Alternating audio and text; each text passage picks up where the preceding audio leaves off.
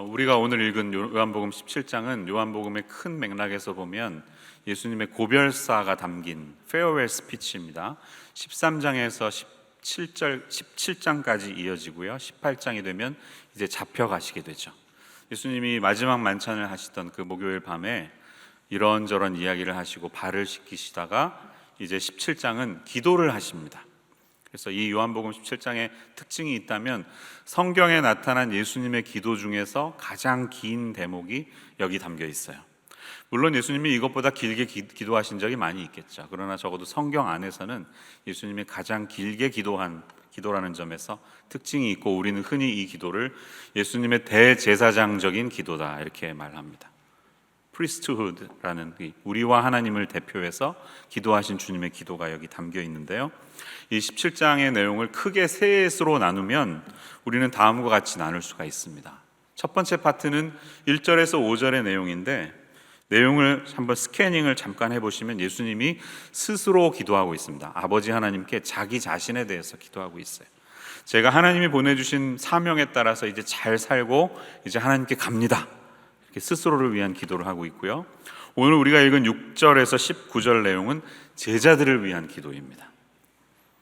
세상 중에서 내게 주신 사람들에게 하나님께서 세워주신 제자들을 위해서 기도하고 계십니다.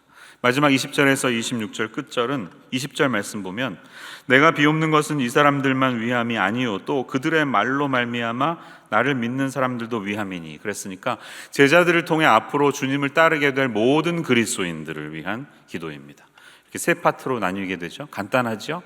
자, 그러니까 오늘은 우리 중간에 있는 부분, 주님이 제자들을 향한 기도의 내용을 우리가 살펴보는데, 저의 포커스는 기도의 내용 전체라기보다는 이 기도의 내용 중에 네 가지 전치사가 등장합니다.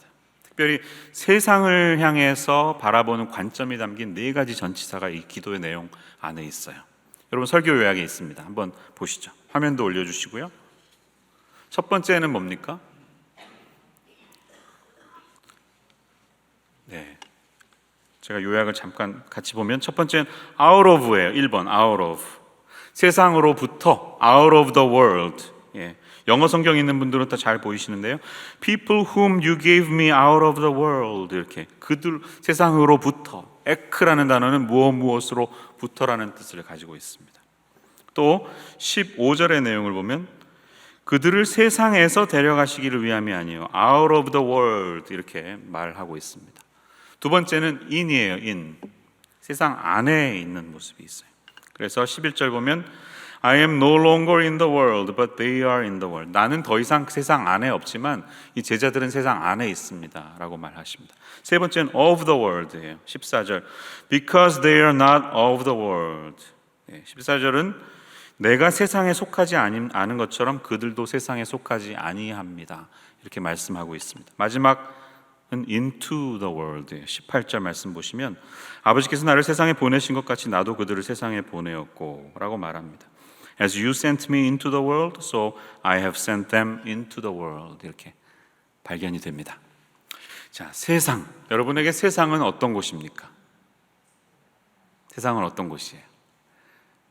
설교 준비하다 보니까 이 찬양이 떠올랐어요. 우리 1부 때는 또 찬양 인도자가 마침 그 곡을 고르셨는데요.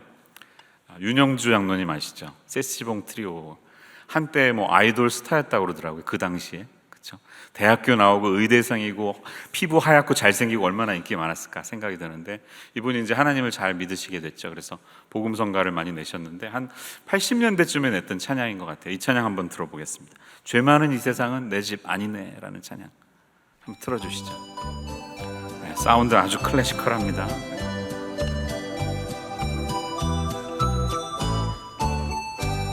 죄 많은 이 세상은 내 집 아니네.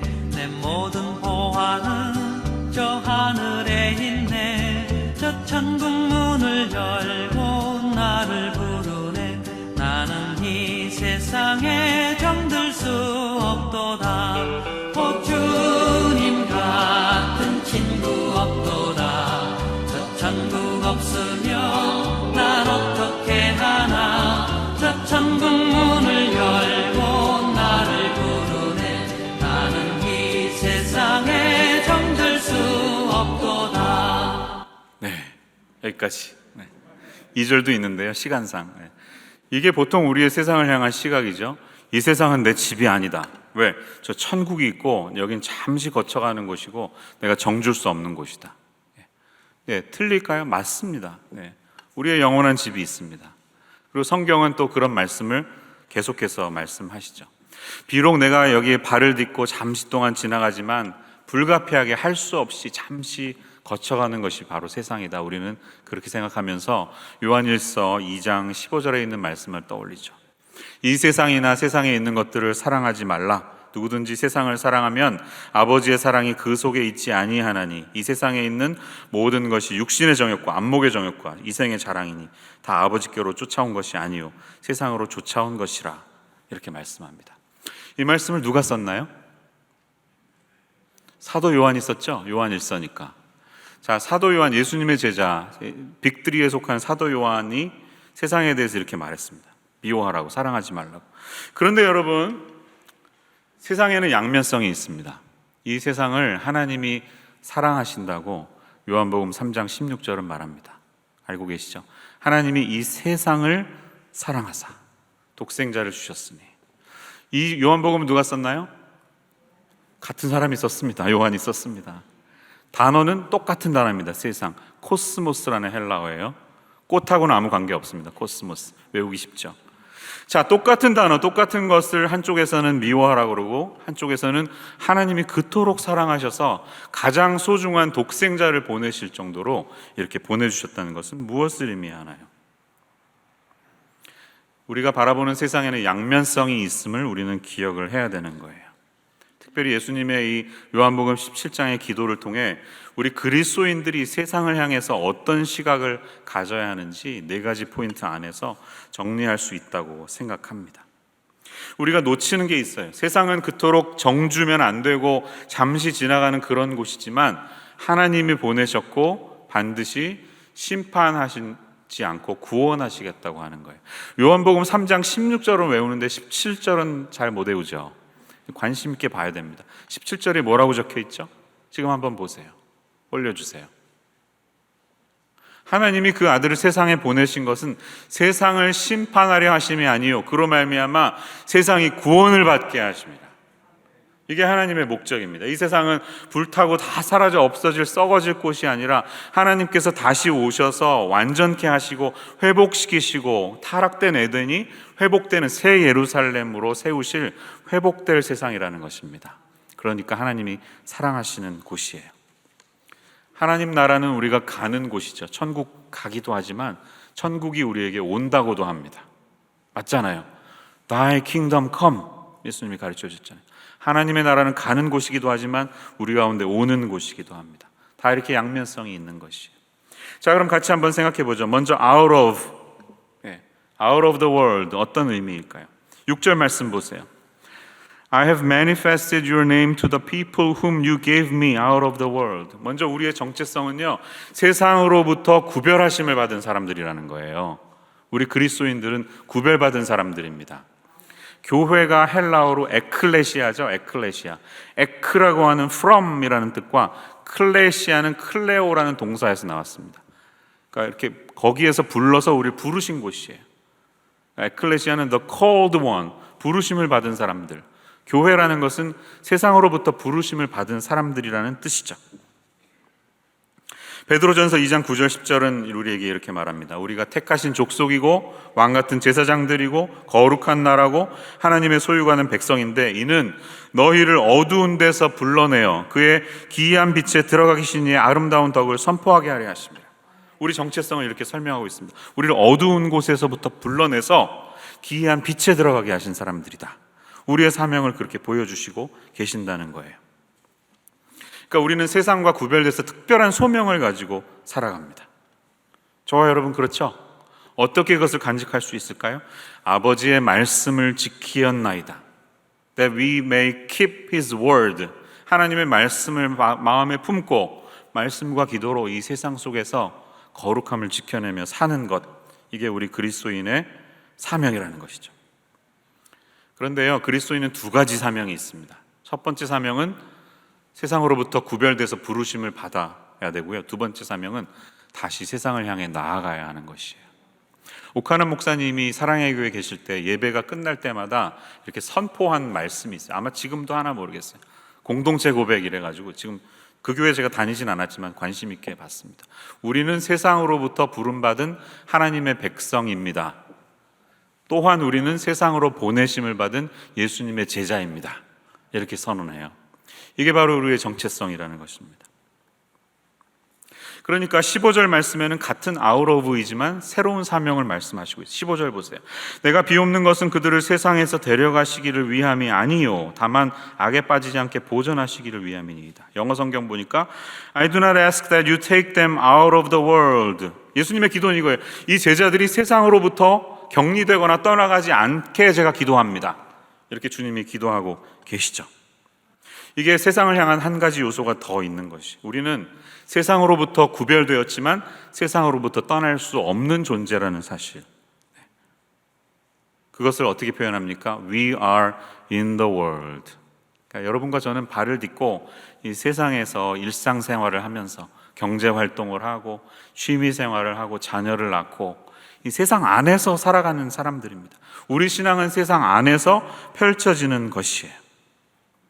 11절 말씀 보면 예수님이 이렇게 기도하세요. 나는 세상에 더 있지 아니하오나 그들은 세상에 있사옵고 I am no longer in the world but they are in the world. 저는 이제 하나님 사명 다하고 조금 있으면 승천해서 떠납니다. 저는 이 세상에 없지만 이 제자들은 they are still in the world. 이 세상 안에 살아가는 제자들을 위해서 기도하고 있습니다. 우리는 세상 안에 있지만 세상으로부터 동떨어질 수 없는 존재인데요. 중요한 사실은 세상에 속할 수는 없는 사람이라는 것이에요. 14절 말씀.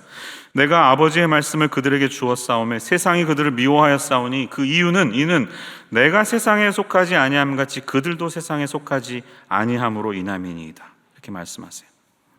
The world has hated them because they are not of the world, just as I am not of the world.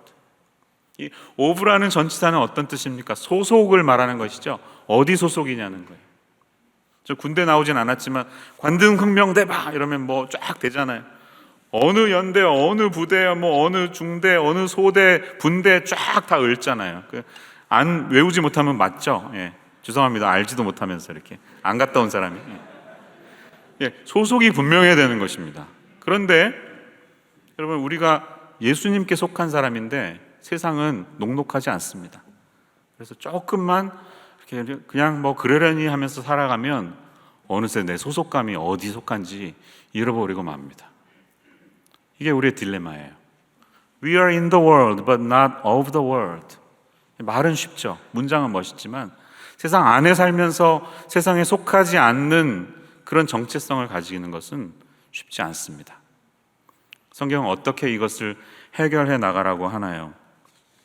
로마서 12장 2절 말씀은 우리에게 이렇게 말합니다. 너희는 이 세대를 본받지 말고 오직 하나님을 마음을 새롭게 함으로 변화를 받아 라고 말합니다. Do not conform any longer to the pattern of this world. 이 세상의 패턴에 닮아가지 말아라 이렇게 말합니다. 이게 우리가 지켜야 할 마음 자세예요. J.B. 필립스라고 하는 영문 성경을 번역한 분은 이 부분을 이렇게 해석했습니다. Don't let the world around you squeeze you into its own mold. 재밌지 않습니까? 세상이 여러분을 그 가두어둔 틀에 갇히지 않게 하십시오. 몰드는 틀이잖아요. 이렇게 주형을 부으면 그 틀에 생긴 대로 그대로 찍혀가지고 나오잖아요. 나도 정신 못 차리면 나도 모르는 새 똑같이 세상의 모습에 찍혀서 나올 수밖에 없는데 그렇게 하지 말라는 거예요. 그대로 흘러가도록 내버려 두지 마라. 대신에 But let God remold your minds from within. 하나님께서 너의 마음과 정신을 그 안에서 새롭게 빚으시도록 허락하라 이거죠. 이것이 세상 안에 있지만 세상에 속하지 않는 그리스도인이 살아갈 길이라는 것입니다. 여러분 우리 정신 바짝 차려야 됩니다. 정신 차리지 않으면 나도 모르는 새 세상이라는 틀이 우리를 그대로 찍어버릴 것입니다. 네가 돈 앞에 장사 있어? 학벌 앞에 장사 있어? 승진 앞에 장사 있어? 이러면서 나도 모르는 새 그 바벨론 느부갓네살이 만들어 놓은, 전 다니엘이 참 존경스러워. 어떻게 바벨론 제국에서 신앙을 간직할 수 있었을까? 그런 틀이 우리를 쉽게 앗아갈 수 있다는 것이에요. 이게 쉽지 않습니다. 그리고 그렇게 살아가는 여러분들을 저는 사실 존경합니다. 말은 제가 이렇게 하지만 목사님이 제일 쉽지 않으세요? 솔직히? 화요일부터 토요일까지 맨날 교회에 계시잖아요. 목사님이 세상의 유혹을 받아보셨어요? 반문하실 수 있습니다. 네, 충분히 이해합니다. 더러운 돈 만져가면서 돈 거래하고 딜하고 깎고 또 올려받고 뭐 비겁한 얘기 듣게 되고 술자리에서 오고 가는 비방 들으면서 이러면서 내가 직장을 다녀야 되나 그런 마음 드시면서 살아가는 여러분들의 고민을 어느 정도는 압니다. 사실 목회도 쉽진 않습니다. 목회하는 세상이 저를 기다리고 있습니다. 우리가 이렇게 세상 안에 있지만 세상에 속하지 않는 그리스도인들이 되는 것은 말로는 쉽지만 실질적으로 어렵거든요. 그런데 이 고민을 해결하기 위해서 쉽게 선택하는 방법이 있어요. 그리스도인들이. 그게 뭐냐면 that we go out of the world. 세상으로부터 급히 그냥 떨어져 버리는 거예요. 격리돼 버리는 것이에요. 교훈에 오늘 밑줄이 있는데요. 자, 우리는 세상으로부터 떨어져서 무엇 되어 살 수 없습니다. 무슨 말씀일까요? 격리되어 살 수 없습니다 라는 말이에요. 제일 쉬운 게 세상에 등지고 산으로 올라가 버리는 겁니다. 그게 신앙생활하기 제일 쉬워요. 근데 주님의 기도는 그게 아니었어요. 그렇죠? 그렇게 하지 않도록 해달라고 예수님이 기도했습니다. 313년에 기독교가 공식 종교가 됐죠. 컨스탄틴 대제가 밀라노 칙령을 발표하면서 모든 로마 제국의 공식 종교가 기독교가 됐습니다. 할렐루야라고 외쳐야 할까요? 한편으론 그렇습니다. 그러나 강요된 그리스도인이 되었습니다. 모두가 다 크리스찬입니다. 태어나면 출생신고하러 교회에 가서 유아 세례받고 죽으면 장례 치르면서 교회에서 사망신고합니다. 자동적인 그리스도인이 되다 보니까 기독교는 타락하기 시작합니다. 당연하죠. 억지로 만들어낸 종교니까. 이런 세속화의 흐름에 견디다 못해 일어난 운동이 바로 수도원 운동입니다. 그래서 이 기독교의 정신을 지켜내기 위해서 순수한 정신을 갖기 원하는 사람이 산으로 올라가서 모네스트리를 만들죠. 수도원 운동을 일으키면서 거기에서 종교 개혁을 일으키고 노동을 하고 기도하면서 경건 생활을 합니다. 그들의 키워드는 세상으로부터의 격리, 기피였습니다. Escape from the world 이거였습니다. 이것은 어떻게 보면 악한 세상으로부터 나 자신을 지켜내는 가장 쉬운 방법이라고 할 수 있습니다. 우리가 살고 있는 이 현대에도 그런 운동들이 많이 있습니다. 여러분, 이단들 가만히 잘 보세요. 이단들은 어딘가 가서 시골 깊은 구석에 격리합니다.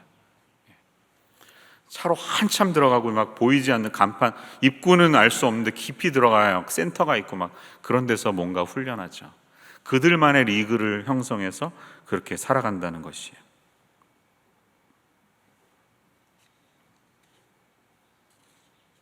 DC의 홀로코스트 뮤지엄이라는 곳이 있어요. 유대인들이 돈이 많잖아요, 미국에. 그래서 이 기금을 형성해서 홀로코스트 뮤지엄을 지었는데요. 제가 보기에는 DC에서 탑5 안에 들어가는 참 가볼 만한 박물관입니다. 기회가 되시면 꼭 가보세요. 1시간 반 정도 보고 나올 때는 모두가 다 눈물을 훔치면서 아주 장엄하고 엄숙한 마음으로 나오고 되는데요. 나치가 얼마나 잔혹하게 유태인들을 학살하고 했는지 다 우리가 목격할 수 있는 그런 곳인데, 처음에 이 나치가 유태인들을 멀쩡히 놔두다가 시작한 첫 번째는요, 폴란드의 바르샤바 같은 도시에 담벽을 짓고 한 구역에 다 같이 살게 했습니다. 이 게토라고 불렀습니다. 그곳이. 그렇게 해서 격리된 생활을 하게 만드는 거예요. 유대인들만의 삶을 하도록 만들었다는 거예요. 그래서 그 단어는 쉽게 우리가 이제 사용하게 되죠. 게토라고 말합니다. 근데 제가 요즘에 우리 교회의 모습을 생각해 보면 세상이 볼 때 우리 교회가 점점 게토화되지 않는가 이런 생각을 해봐요. 세상과는 아무 관계 없는 그들만의 언어, 그들만의 용어, 그들만의 표현들을 하면서 완전히 동떨어져 버린, 세상이 어떻게 돌아가는지는 전혀 관심도 없는 새로운 영적 언어를 사용하면서 끼리끼리 사는 것이 바로 교회는 아닌가 이런 생각을 해본다는 거예요. 우리 시대 오늘 우리에게는 어떤지 한번 스스로에게 물어보시기 바랍니다. 그렇게 잘 사시는 분들도 물론 있습니다. 펜실베니아의 랭캐스터라는 곳에 가면 보통 크리스찬들이 관광을 많이 가는데, 첫째, 사이렌 사운드라는 뮤지컬 티에터가 있습니다. 1년 내내 크리스찬 뮤지컬을 하는 곳인데 프로덕션이 어마어마합니다. 한 번 공연하는데 막 3,000명이 들어가서 보는데요, 대단해요. 한번 가서 볼만합니다. 또 성막 모형이 있습니다. 박물관을 만들어서 성막의 실제 사이즈가 어떤지 가서 보면 도움이 많이 됩니다. 세 번째는 아미시들이 모여 살아요. 아미시타운이 거기 있어요. 이렇게 지금도 마차 타고 다니면서 이렇게 돌아다녀요. 그리고 전기 안 쓰고 수도 안 쓰고 그렇게 살아갑니다. 그러면서 셀폰을 하더라고요 또. 근데 이분들은 이렇게 욕먹을 뿐이 아닙니다. 이 제세레파 에나바프티스트의 전통을 따라서 얼마나 신앙을 순수하게 갖고 살아가는지 몰라요. 10몇 년 전인가 그 아미시 마을에 어떤 미친 사람이 하나 들어가서 막 총질을 해가지고요, 초등학교 애들 12명인가가 죽었습니다. 비극적인 사건이었죠. 그런데 그들이 기도하다가 한 일주일인가 지나고 우리는 저 사람들을 용서하겠다 이렇게 선언했을 때 굉장히 샤킹한 뉴스가 됐었죠. 훌륭한 분들입니다. 하지만 주님은 우리가 세상으로부터 동떨어져서 out of the world 하면서 살기를 원치 않으신다는 사실이에요. 마틴 루터가 수도원에 올라갔다가 나오게 된 이유를 디트리 본헤퍼가 나를 따르라라는 책 Cost of Discipleship에서 이렇게 설명을 하는 내용을 본 적이 있습니다. 마틴 루터가 수도원에 들어가서 보니까요, 그 사람들이 그리스도를 철저하게 따르고자 하는 그들의 순수한 열망에 대해서는 아무 문제가 없지만, 그것이 소수의 몇몇 특정한 사람들, 소수의 행동으로 제한한 것은 결국 루터가 마음을 품고 그토록 근전을 하고자 한 카톨릭의 자기 공로 사상이 들어갈 문을 열어놓았다는 것이에요. 수도원도 결국 세상이었고, 경건의 모양을 한 소수의 사람들이 살고 있는 그런 자기 사랑에 지나지 않았다는 것을 깨달았을 때 그는 하나님의 은혜를 붙잡고 마지막까지 남아있는 그 자기 사랑을 버리고 다시 세상으로 내려간다는 내용이 적혀 있는 것을 본 적이 있습니다. 이게 우리가 가야 할 길이에요. 그러면 대안은 무엇일까요? So what? 어떻게 해야 되나요?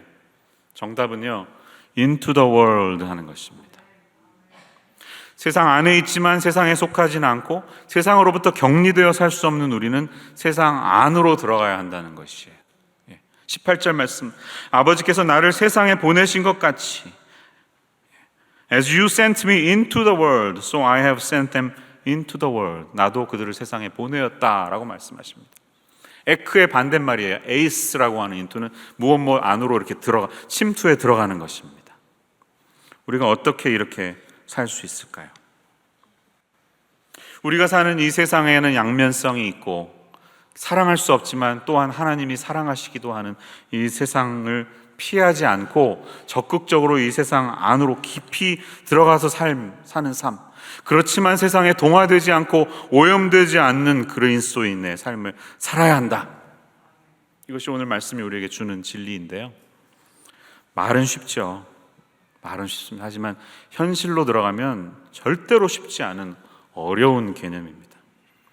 우리는 정글과도 같은 이 세상에서 어떻게 그런 삶을 살 수가 있을까요?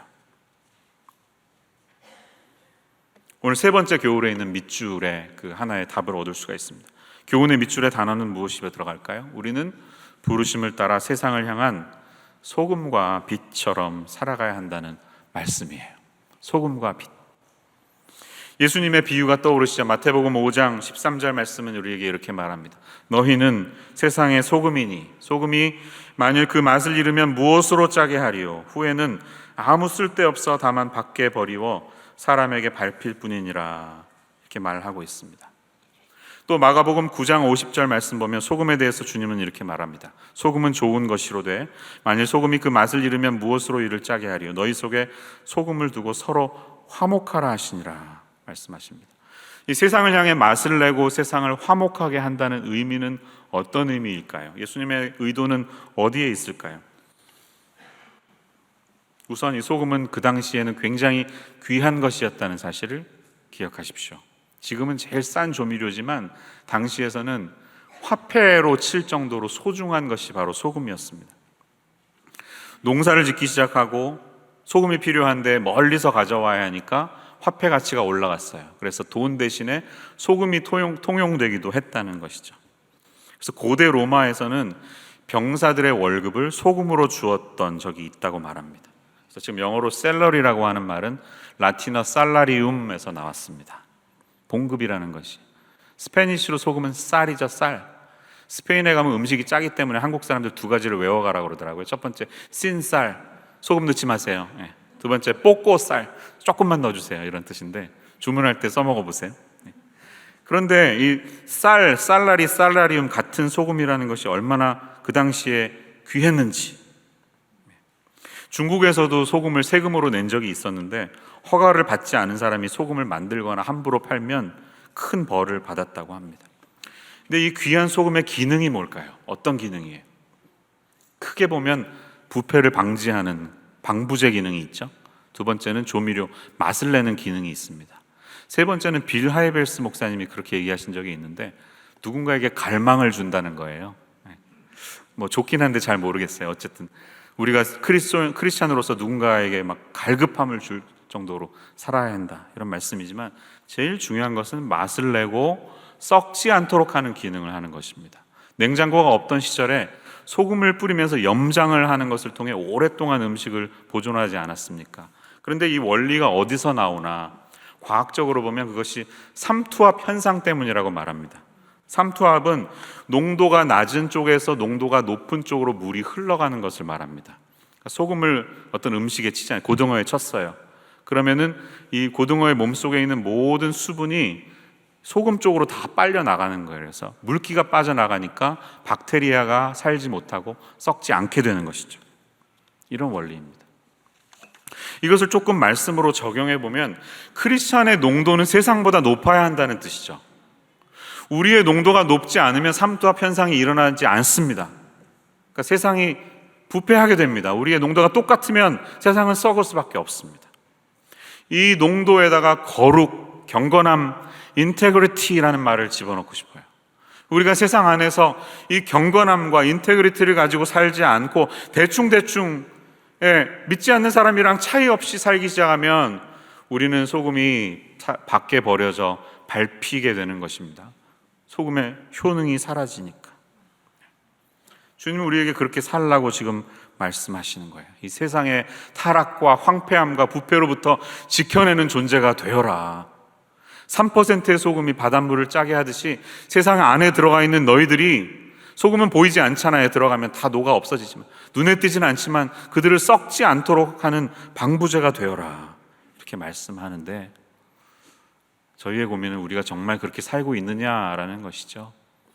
지금은 교회가 세상을 향해 걱정하면서 예언자적인 목소리를 내면서 사는 시대가 아니라 세상이 교회를 걱정하는 시대가 되었습니다. 아이고, 너희 교회 언제까지 그렇게 너무 시끄럽더라, 언제 조용해질까 참 걱정된다, 이런 말을 세상으로부터 듣는 시대가 되었습니다. 소금이 그 맛을 잃은 것이죠. 농도가 짙어지지 않고 묽게 되어버린 것이죠. 우리가 세상이 짜놓은 틀에 갇혀버렸기 때문이죠. 세상의 방식에 동화되었기 때문이죠. 인테그리티를 다 잃어버렸기 때문이죠. 우리가 정말 주님의 말씀처럼 소금처럼 살 수 있을 때 세상 안에 깊이 들어가서 그 세상을 변화시킬 수 있는 존재가 되는 줄로 믿습니다. 어떻게 해야 될까요? 17절 말씀, 그들을 진리로 거룩하게 하옵소서. 아버지의 말씀은 진리이니이다. 우리가 진리 안에서, 말씀 안에서 날마다 우리 자신을 거룩의 길로 이끌어야 하는 것을 저와 여러분이 기억했으면 좋겠습니다. 교회로서 세상에 꼭 필요한 소금 같은 교회가 된다는 것은 무엇일까요? 자신의 존재는 사라지고 유익함을 주는 교회가 된다는 것은 무엇일까요? 저는 우리 임마누엘 교회가 더 이상 교회의 규모를 자랑하지 않고 소금과 같이 살아가는 교회가 되는 것을 자랑하는 시절이 오기를 바랍니다. 김동호 목사님께서 60세에 은퇴를 하셨는데 예정보다 빨리 하셨습니다. 교회 개척을 했는데 너무 교회가 잘 컸어요. 5,000명이 되던 2010년에 높은 뜻 숭의교회 연합을 만들어서 교회를 4개로 나눴습니다. 그런데 하나님이 자기에게 그러셨대. 야, 너는 4개 중에 하나도 맡지 마. 네가 하나 맡으면 다 거기 남아 성도들 맡지 마. 그 말씀을 듣고 그냥 예정보다 일찍 자기 은퇴하고 다음 세대들에게 물려줬습니다. 그래서 지금까지 네 교회가 다 잘 자라가고 있는데요. 그러면서 이 목사님이 그렇게 하신 말씀이 있어요. 지금도 잊지 못합니다. 저는 우리 교회가 한국은행 같은 교회가 되었으면 좋겠습니다. 한국은행은 자신을 위해서 영업하는 은행이 아닙니다. 한국과 한국에 있는 은행을 위한 은행입니다. 우리 교회도 한국은행과 같이 우리 교회를 위한 교회를 하지 않으면 좋겠습니다. 이렇게 교회가 많은데 교회 하나 더 세운다고 하나님께 무슨 도움이 되겠습니까? 라는 그분의 도전이 지금도 마음에 남습니다. 자기 자신을 위한 것이 아니라 소금처럼 녹아져서 누군가를 유익하게 하고 세우는 교회가 된다면 얼마나 아름답겠습니까? 이 말씀을 기억하면서 우리가 한 가지 더 기억할 것은 동시에 빛으로 살아야 한다는 것이에요. 마태복음 5장 14절, 너희는 세상의 빛이라 산 위에 있는 동네가 숨기우지 못할 것이요 라고 말합니다. 빛이 산에 우뚝 솟을 때 어둠은 자신의 세력을 드러내지 못하고 다 빛이 영향력을 끼친다는 것이죠. 나도 그렇게 살아야지, 빛처럼 꼭대기에 올라가서 주님의 영광을 나타내야지, 우리는 흔히 이렇게 생각합니다. 아이러니컬하게 이 김동호 목사님이 90년대에 고지로운 설교를 하신 적이 있어요. 코스타 이런 집회에 오셔서 고지를 정복하십시오. 고지를 정복하면 밑에서 다 따라옵니다. 여러분, 세상에 앞서는 사람이 돼서 그 기관을 변화시키십시오. 많은 젊은이들에게 가슴을 울리는 설교를 하셨습니다. 25년이 지났고 그 젊은이들은 한국 사회에 다 중요한 위치에 다 들어갔는데요, 한국 사회가 변화됐습니까? 안 됐습니다. 왜 그랬을까요? 제가 어떤 교수님의 글을 읽다가 이거구나 이렇게 무릎을 친 적이 있는데요, 재료공학을 하신 교수님이 그런 말씀을 하시더라고요. 빛이 발생되는 현상을 연구하다가 이런 말씀을 하셨어요. 원자 핵의 주위를 돌고 있는 전자가 높은 에너지 상태에서 낮은 에너지 상태로 떨어질 때 그 에너지 차이만큼 빛이 되어서 밖으로 튀어나온다는 거예요. 빛이라는 것은 높은 에너지에 있는 전자가 낮은 에너지로 떨어질 때 나타난다는 것입니다. 그래서 그런 교수님이 그 말씀하시더라고요. 빛은 그런 것입니다. 높은 곳에 있는 자가 내려오는 것입니다. 생각해 보니까 예수님이 그러셨어요.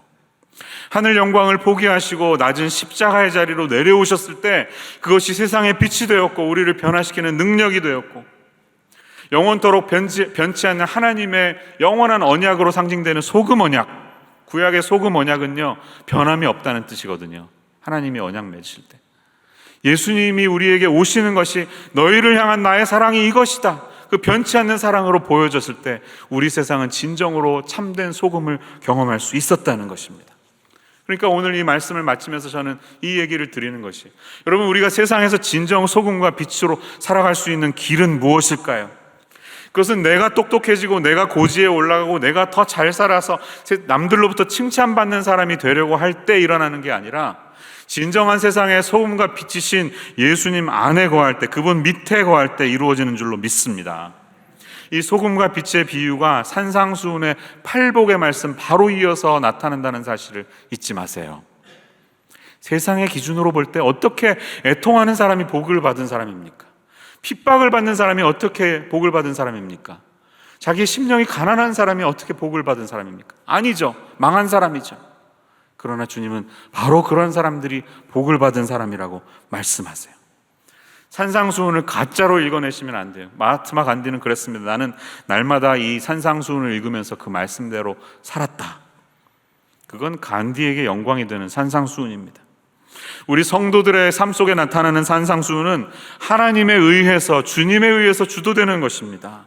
주님이 우리의 심령을 가난하게 만드시고 우리의 죄와 악들을 다 폭로시켜서 우리가 더 이상 가망성이 없음을 깨닫고 우리를 애통하는 사람으로 만드시고, 우리가 기꺼이 나 자신을 위해 살지 않고 예수님을 위해 박해받는 사람으로 만드실 때, 그것이 바로 심령이 가난한 사람에게 주시는 참된 복이 있다는 것이고, 그게 산상수훈의 메시지이고, 그게 소금과 빛의 삶인 것을 우리에게 보여주고 계십니다. 세상 안에 들어가서 세상의 썩음을 방지하고 맛을 내고 온전한 빛이 되는 삶은 우리가 이 예수님을 붙잡고 주님만이 나의 힘이라는 사실을 붙잡을 때만 이루어진다는 사실을 기억하며 오늘 주님 앞에 나아갈 수 있는 저와 여러분의 삶이 되시기를 주님의 이름으로 축원합니다. 기도하겠습니다. 하나님 아버지 감사합니다.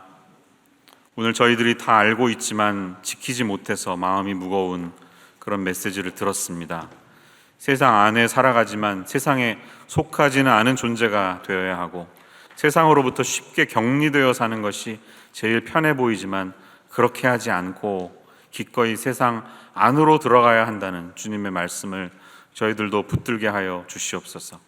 소금과 빛처럼 눈에 띄진 않지만 서서히 스며들어서 세상의 썩음을 방지하고 맛이 없는 곳에 맛을 내며 화목이 없는 곳에 화목하게 하며 어둠이 있는 곳에 빛을 내는 그런 신앙인의 삶을 저희들에게 가르쳐 주시고 주님을 잘 따라갈 수 있는 저희의 인생 되게 하여 주시옵소서.